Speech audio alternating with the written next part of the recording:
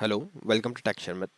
आज के सेशन में हम सी एच के ओबीजे कमांड का एक और सिनेरियो कवर करेंगे, जिसके लिए मैंने यहाँ पे प्रोग्राम क्रिएट किया हुआ है ऑलरेडी। मैं आपको वो प्रोग्राम वॉक थ्रू करवाता हूँ। ठीक है, तो यहाँ हम क्या कर रहे हैं, सबसे पहले तो लाइन नंबर 8 पे हम प्रोग्राम को स्टार्ट कर रहे हैं पीजीएम कमांड से। उसके बाद में हम सी एच के ओबीजे कमांड का यूज़ कर रहे हैं।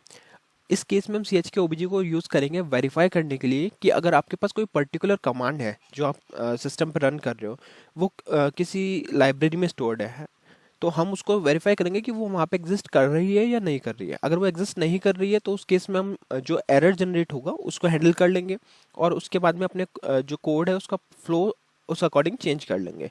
बट अगर वो एग्जिस्ट करती है तो फिर जो नॉर्मल हमारा प्रोसेस हमने आगे इंप्लीमेंट किया हुआ है उसको हम कंटिन्यू करेंगे।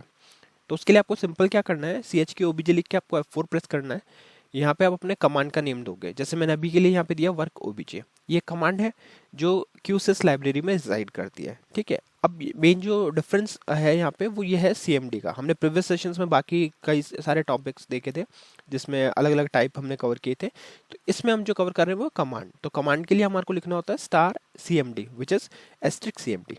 ठीक है, तो अब हम इसको करके एंटर हिट करेंगे।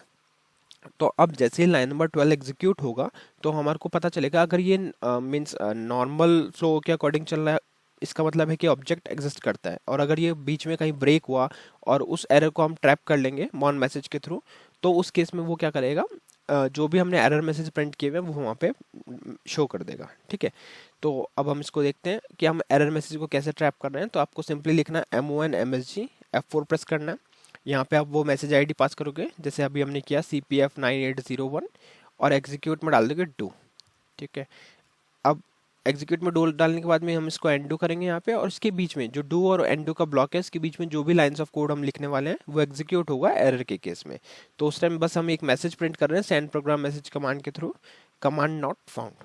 ठीक है, तो ये सिंपल आपको इस तरह से लिखना है SND PGM MSG, या आप F4 लेके भी वहाँ पे मैसेज फील्ड पे ये लाइन लिख सकते हैं।